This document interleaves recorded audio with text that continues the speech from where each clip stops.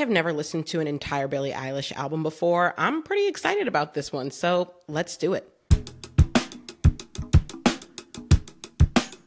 By the way, I'm KJ Miller. I'm a founder, lecturer, and content creator. I love to talk about all things business and pop culture. If you like any of that, be sure to subscribe. Now let's get into it. Okay, first of all, this album is called Hit Me Hard and Soft. There's a picture on the front of what appears to be Billie falling out of a door into the ocean. Okay, like that imagery. And to anyone who is surprised by me saying I've never listened to a full Billie album, please know it's not because I don't like Billie Eilish. I do like her. When she hit the scene a few years ago, or at least when I became aware of her a few years ago, I remember thinking her sound is so unique. Her song Bad Guy, her song Bury a Friend. I remember hearing Ocean Eyes, like thinking like, wow, her voice and her sound is so unique. And then becoming aware of the relationship with her brother, her main producer and writing partner. I just remember I liked her from the very beginning. I thought, okay, I can mess with Billie. However, she just never made it into my consciousness as a person whose full album I needed to go listen to. But I've seen a bit more about this album on my For You page on TikTok and things, a few more people talking about it, not as many as I would have thought. And that does make me wonder if she's kind of suffering because it's coming out on the heels of Tortured Poets Department, because I thought I would have seen more, but I did see a fair amount that made me think, let me go listen to the whole thing. So that's exactly what I'm going to do. And I'm just going to share my thoughts as I go with all of you. Okay. And first up is Skinny. Okay. I liked that song. I really did. There were a few lyrics in there that really knocked me off my feet. This one here. And you said I was your secret and you didn't get to keep it. And the internet is hungry for the meanest kind of funny and somebody's got to feed it. I like that. Now, what am I getting from this song? Because whenever I hear an album opener, I sort of like to ask myself, what mood am I in? What has this set me up for? Now, this song, she seems to be talking about coming out of a relationship with a friend and maybe her first real relationship, right? Because she says the very beginning, fell in love for the first time with a friend. And so she's talking about that relationship ending, but she's also talking about her relationship, it seems to me, not just with whoever this person is, but with fame and what it's looked like to sort of come of age while being famous. And so she's wondering, not just about the relationship, but also, is the world done with me, right? She says at one point, am I already on the way out? As in, has my time, my fame come to an end? Are people done with me? So that makes me think we are getting an album. And also it's very slow. It's very, lethargic. I don't know. It's not up tempo, but it's also not like a driving sort of aggressive pace. It feels very much like a lilt, which I think is an interesting way to open an album. To me, I feel like what I'm going to get, and we'll find out with the rest of the songs if I'm right or wrong, but it sort of feels like it's setting the stage for an album that's very introspective and that is exploring where she is in this moment, both from a personal perspective, personal relational sort of perspective, but also from the perspective of her public persona. I don't know if that's what it's going to be about. I haven't read anything about this album, by the way. I haven't read any reviews. I haven't read even the little lead up that Apple will give you, because I'm using Apple Music. It'll give the little album sort of opener. I didn't even read that. I was like, let me just go in blind. So that's what I think we might get, but we'll find out. All right. The next song is Lunch. Now, actually, this is one I went and watched the video when it dropped. So I have heard this song, but I heard it while I was watching it. And sometimes I feel like you don't hear a song all the way when you're also watching the visuals, because she was in the video doing a lot, doing this, that, and the third. So I'm excited to just listen and see what I think. Not me pausing the song because I didn't know what some of these lyrics were when I watched the video. Billie girl, she said, somebody write down the recipe. Been trying hard not to overeat. You're just so sweet. Oh, Okay, Billy girl.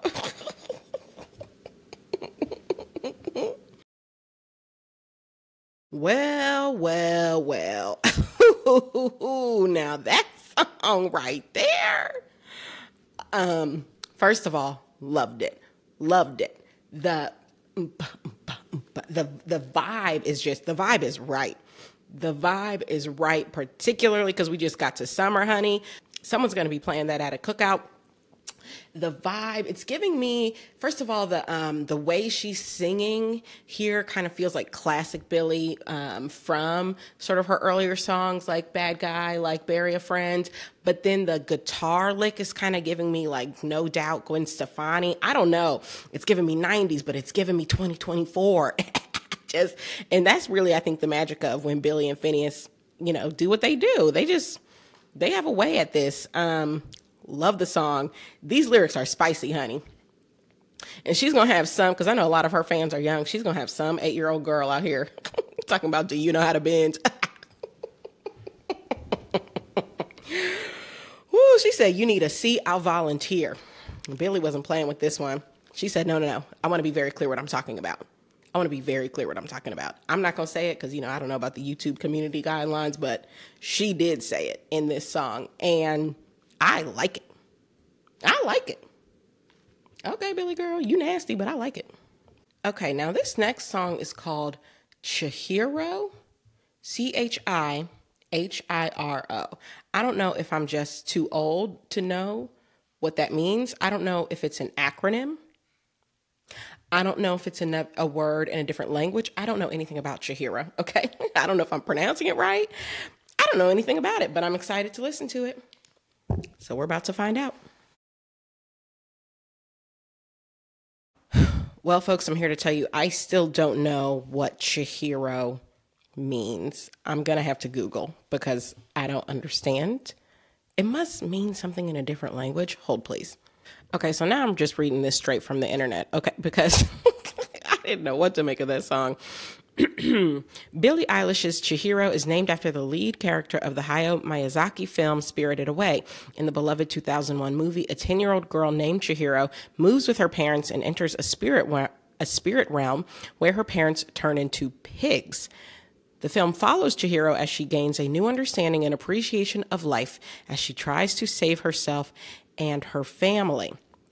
Speaking to Rolling Stone, Billie said, the song is loosely based off of that movie, which is one of my favorites. It's kind of from her point of view, mixed with mine. The visuals in that movie are some of the best ever. Okay, folks, I'm going to tell you what. I didn't love that song. I did not love that song. I did not really understand what was happening, what it was about. I just spent a lot of it confused. And to be very frank, I didn't love the vibe of it.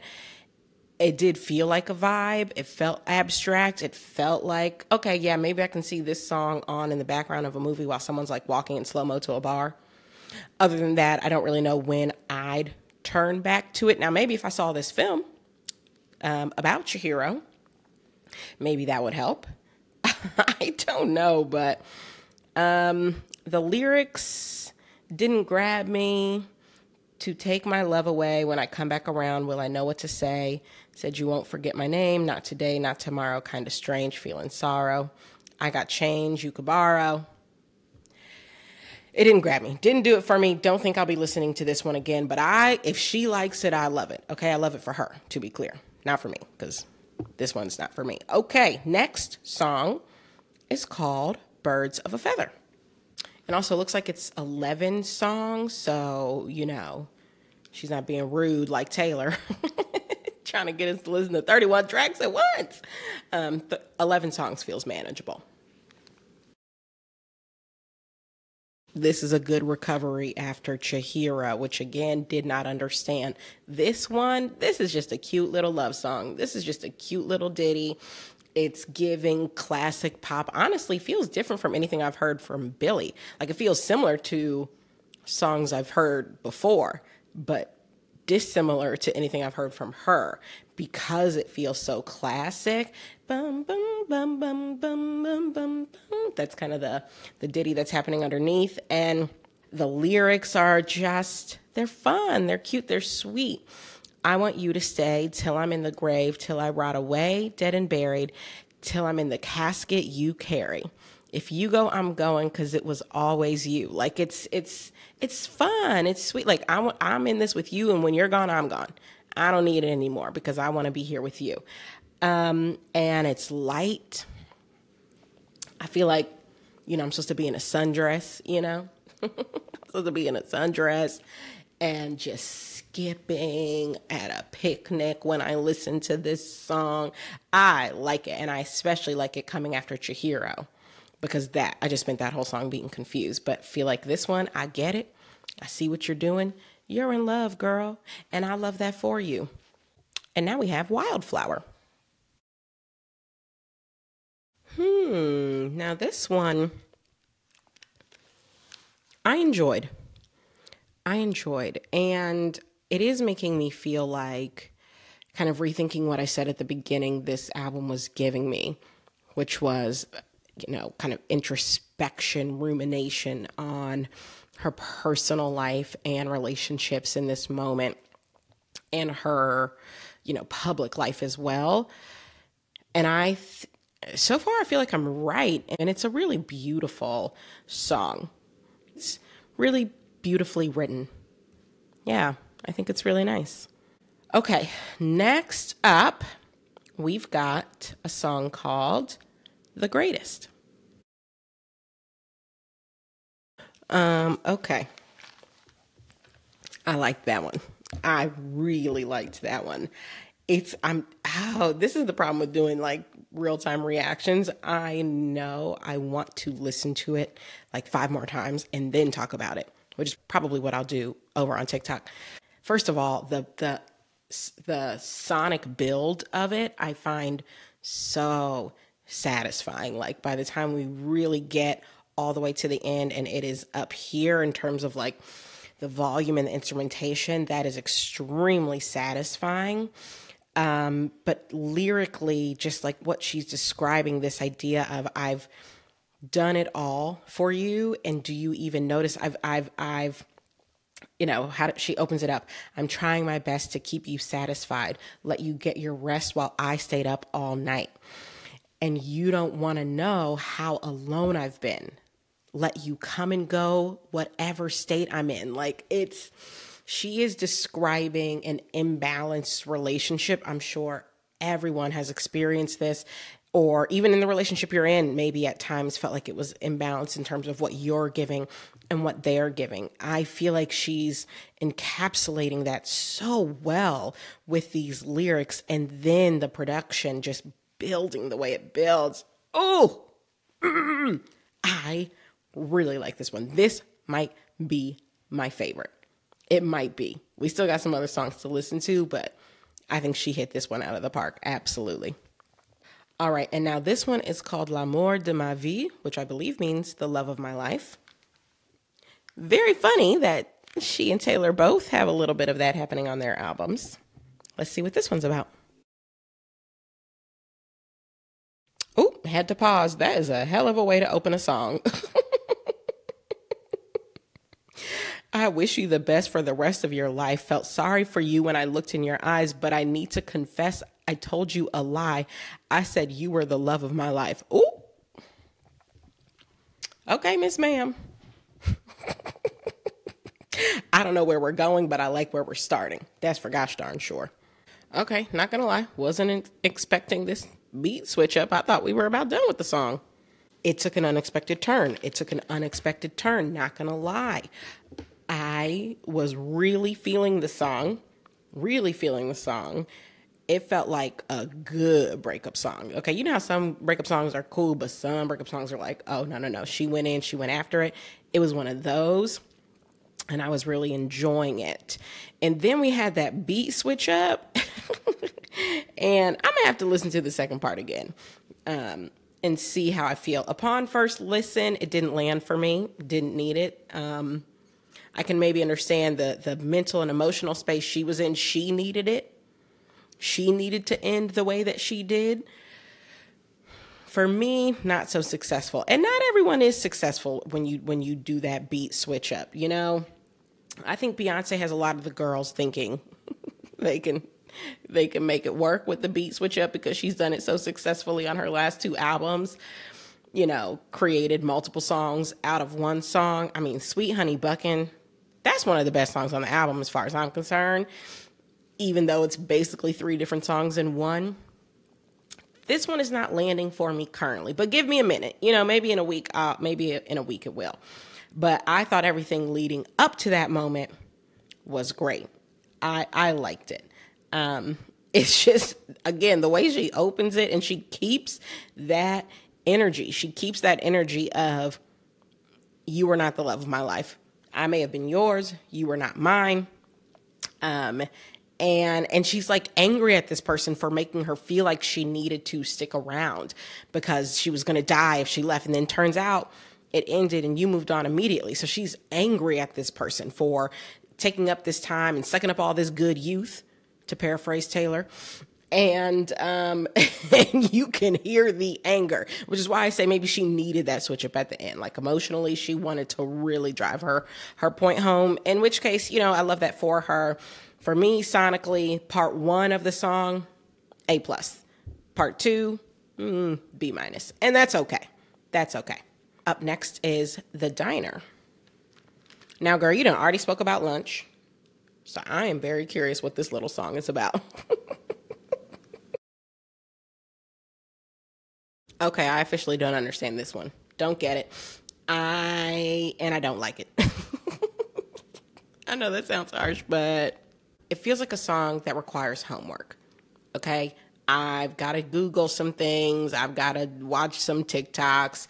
I've got to listen to it 12 times. I've got to dissect what she means. It's a metaphor. Her being in love is the jail. She was at the diner. In the kitchen, the cops came to find her. Look, if it slapped, okay, like if I was loving it sonically, I would happily do some homework. But I'm not.